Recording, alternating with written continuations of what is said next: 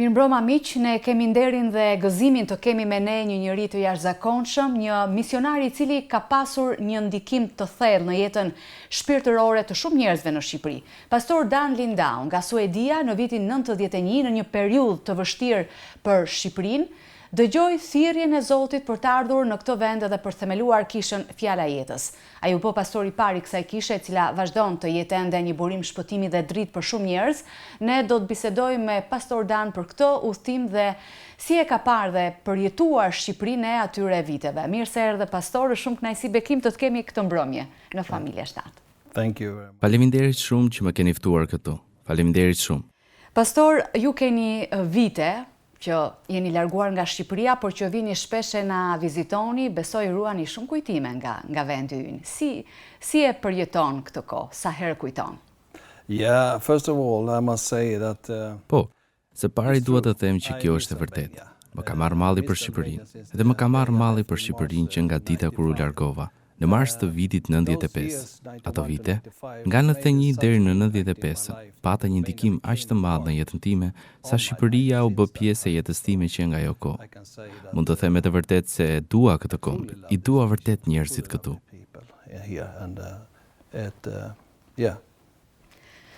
Pastor, ju aktualisht po jetoni në Suedi, cila është shërbesa që po merreni? In Sweden, the last 5 years, I've been working with people that have been... Gjatë 5 viteve të fundit në Suedi, kam punuar me njerëz për të cilat mund të thuar se janë të përjashtuar nga shoqëria. Njerëz që luftojnë me varësitë nga droga, të alkolizuar, të pastre dhe njerëz me sfida mendore. Gjithashtu, që nga viti 98, kam udhëtuar në vende të ndryshme të Evropës duke ndarë ungjillin dhe duke parë jetët e njerëzve që transformoheshin nga ungjilli. Ka qenë një gjë e mrekullueshme.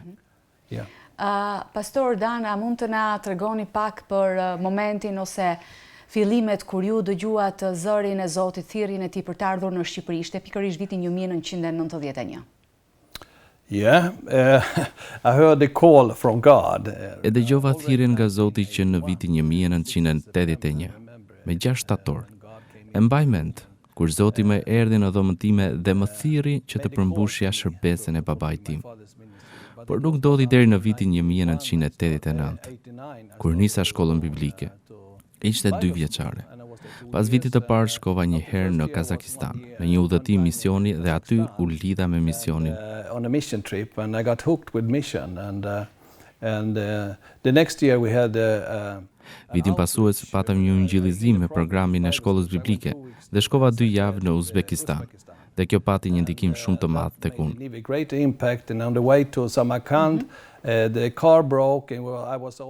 Gjatë rrugës për në Samarkand, makina u prish dhe isha duke biseduar me Zotin, dhe gjithashtu edhe me veten time. Duke përpjekur të kuptoja si ta përmbushja të thirrje. Dhe mora një vendim, e mbaj mend mirë, që nuk do të bëhesha misionar me kohë të plotë, por do të udhëtoja. Kjo ishte në mendjen time. Dhe kur hyra në shkollën biblike, pas 2 javësh, erdhi një person me emrin Beck Walderman, drejtori I misionit në Word of Life, dhe më pyeti: "A do të vish me ne në Shqipëri?" Dhe unë thash: "Po." Dhe pas një jave në korrik në Shqipëri, dolëm në një kontratë firmosur nga Ministri I Kulturës dhe Sportit, Agim Zeka, I cili na lejonte të merrim me qira stadiumin Dinamo, stadiumin Qemar Stafa dhe stadiumin në Shkodër Falas. Dhe këto evente do të transmetoheshin në televizionin shtetëror. Ishte një sukses I madh. Dhe nuk mendova më për këtë. Por pas 2 javësh, më kërkuan të vija këtu për të përgatitur eventin. Dhe e bëra këtë me një skuadër. Dhe pastaj erdhi eventi I madh në stadiumin Qemar Stafa kur erdhën 20.000 vetë dhe 14.000 të tjerë në Shkodër. Pati një ndikim të madh dhe u transmetua edhe në televizion.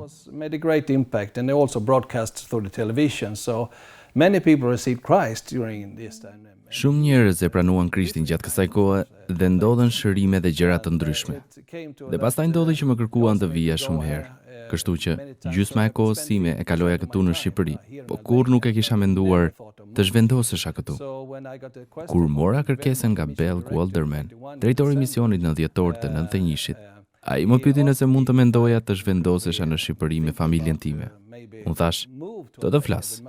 Kështu që fola me gruan time dhe familjen time. Dhe e bëra.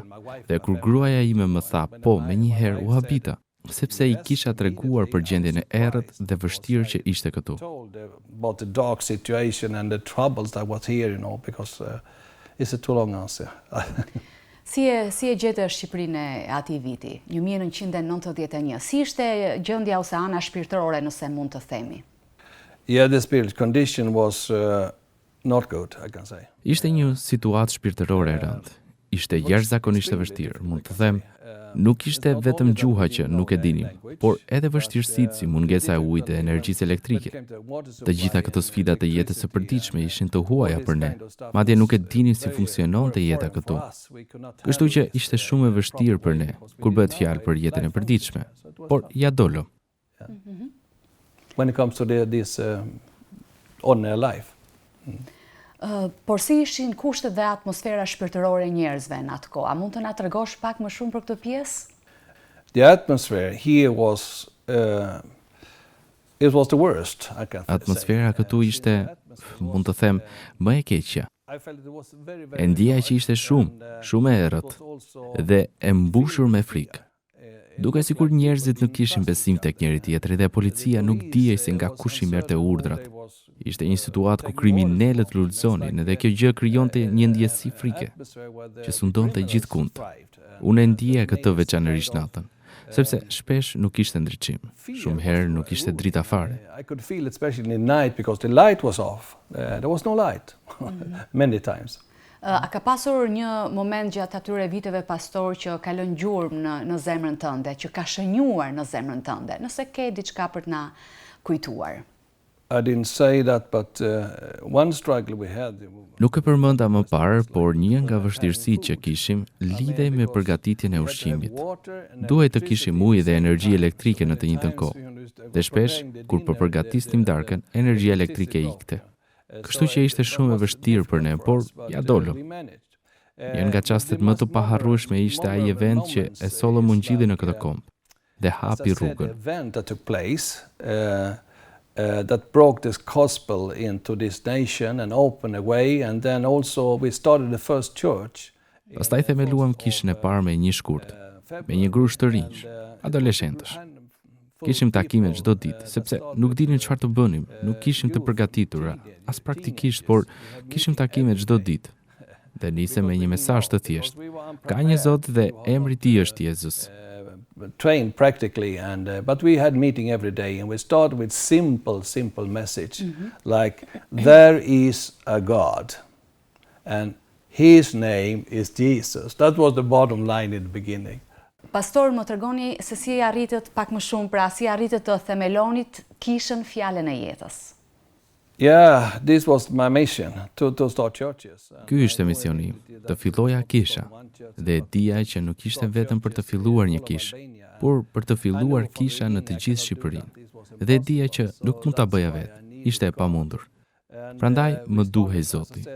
Siç thash, më 4 shkurt filluam kishën e parë dhe pas një muaji mora nga Zoti një vizion se si ta bëja këtë. Të arrija gjithë kompin dhe të fillonim kisha në qytetet kryesore.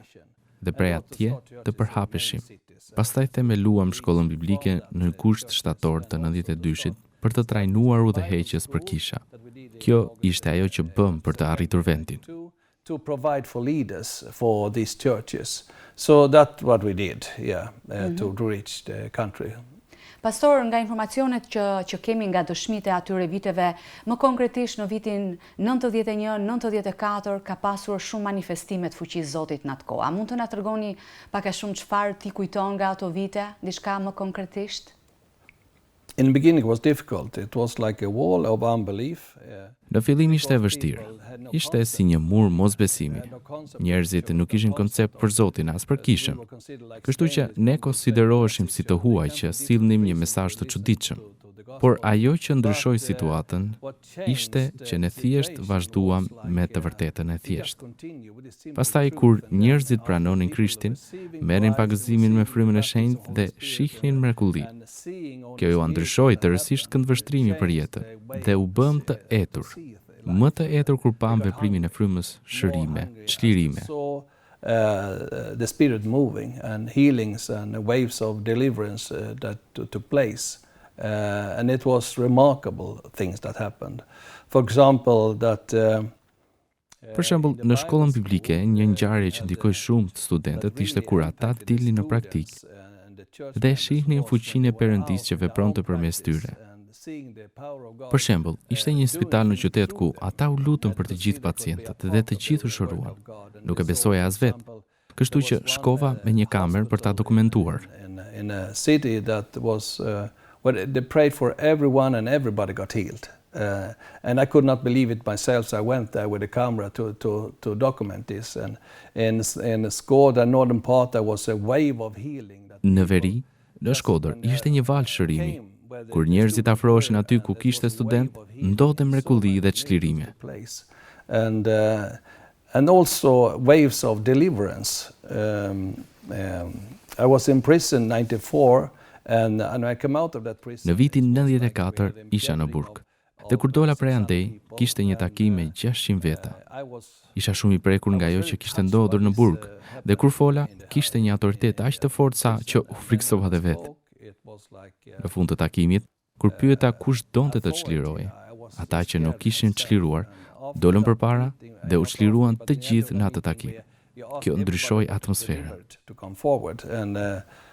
I mean, everybody that was not delivered already or free, they got delivered in that meeting. And that changed the atmosphere. And also, 94, we had a meeting in October. Po atë vitin, në tetor 94, kishte një takim kur fryma e shenjtë ra fuqishëm. Të rinj filluan të qeshnin me të qeshura të shenjta dhe dolën duke qeshur në përshkallët e qytetit. Njerëzit menduan se ishin të çmendur, kështu që disa i dërguan në spitalin psikiatrik. Por ishte një derdhje frymës së shenjtë që më vonë njerëzit e njohën. So some took them to psychiatric hospital, thinking there was problem, but that was an outpouring of the Holy Spirit they learned to know. And so many of these things happened. Shumë gjëra të tilla ndodhen që shënuan besimin kolektiv të popullit. Lavdi Jezusit. Pastor, gjatë atyre viteve, si e keni përjetuar marrëdhënien tuaj me shqiptarët, ndërsa ishit si misionar në Shqipëri? Yeah, my relation with Albanians was we had a lot of barriers. Marrëdhënia ime me shqiptarët ishte shumë barriera, kulturore dhe gjuhësore. Në fillim ishte vështirë të kuptoheshin, dhe për mua ishte vështirë të dija se kujt mund t'i besoja. How can I trust? Who can I trust? And so I can say Nëse nuk do të kishte qenë studentët e rinj që ndihmuan shumë në këtë situatë, ky mision nuk do të ishte realizuar.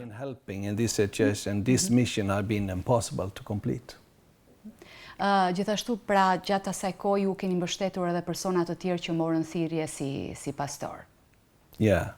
As I said, in the beginning, that was a part of the strategy. Siç e përmenda, ishte pjesa e planit që të mos fillonin vetëm kisha, por edhe të përgatisnim udhëheqës. Kështu që në vjeshtën e 94-s kishim vitin e dytë të shkollës për ata që kishin thirrje për udhëheqje. And just provide leaders and help to starting churches. Si mendon, sa ka ndryshuar perceptimi i kishës dhe besimit në ato vite në krahasim me këto vite, pastor? Yeah, the perception before it was like everything was new and like Perceptimi në fillim ishte që çdo gjë ishte e re, si të hape një botë e re për ta. Se kishte një Zot dhe se ai ishte interesuar për ta. Dhe që mund të jetonin me të dhe ta shihnin atë duke vepruar përmes tyre. Por tani perceptimi është krejt ndryshe. Tani është sikur i dim të gjitha. E dim si funksionon feja, e dim çfarë është kisha, është krejt ndryshe. So it's completely different. Pastor Dan, cila do të ishte lutja juaj për kishën shqiptare? My prayer for Albanian churches is Lutja ime për kishat shqiptare është që të kthehen te ai zjarr, që të marrin sërish zjarrin që shkaktoi shpërtimin në fillim të viteve 90. Ai pasion për Krishtin, ai pasion i dashurisë për njerëzit dhe të veprojnë si ai. Passion for Christ, this passion of love for his people and act like he did. And I think this a word from God is like Dhe mendoj se një fjalë nga Zoti është kjo. Zoti do të na sjellë në gjunjë. Dhe ne këto duam të themi që do të arrijmë në përfundimin që ne jemi asgjë. Por nëse kemi atë, Ai është gjithçka. Ta duash Zotin me gjithçka që je, ta lejosh atë të jetojë në jetën e tij përmes nesh. Kjo është zjarri. Dhe vetëm përmes zjarrit. Pastor, një pyetje e fundit, çfarë mesazhi ose inkurajim keni për ata persona që kanë ose do të kenë të njëjtën thirrje siç edhe ju keni për qenë misionar? Çfarë do t'u thonit? Që duan të bëjnë pjesë e shërbesës në Shqipëri. If God is calling you to ministry, say yes. Nëse Zoti po të thërret në shërbes, thuaj po. Thuaj, ja ku jam, dërgo mua. Sepse nëse nuk e bën, do të jetosh me një keqardhje të madhe dhe gjithmonë do ta dish thellë në vetvete që e ke humbur. Nuk duhet të jesh i lumtur pa e përmbushur atë, sepse nëse Zoti të ka folur, ti e di që një ditë do ta takosh dhe do të përballesh me të. Dhe shpresa është që ai do të thotë, mirë, shërbëtor i mirë dhe besnik, hyr në gëzimin tim. Kjo është ajo që dua të dëgjoj. Dhe kjo kërkon që të bindemi ndaj thirrjes së tij. That's what we want to hear, and that is needed to if we want to obey his calling. Pastor Dan, të falenderojmë shumë për këtë intervistë dhe shumë bekime në jetën tënde, në shërbes, shumë suksese. Thank you very much. Thank you very much. Faleminderit shumë. Pra edhe njerë falenderojmë Pastor Dan për kohën e tij, për shërbesën e tij të paruar në Shqipëri. Për ju të dashur dëgjues, shpresojmë që kjo histori edhe çfarë Pastor Dan ndau është të jetë një burim frymëzimi në fakt dhe forcë në besimin tuaj. Mos harroni që Zoti gjithmonë ka një plan për jetën tuaj dhe thirrjet e tij janë të pastra e të fuqishme. Rikthehemi pas pak në studio.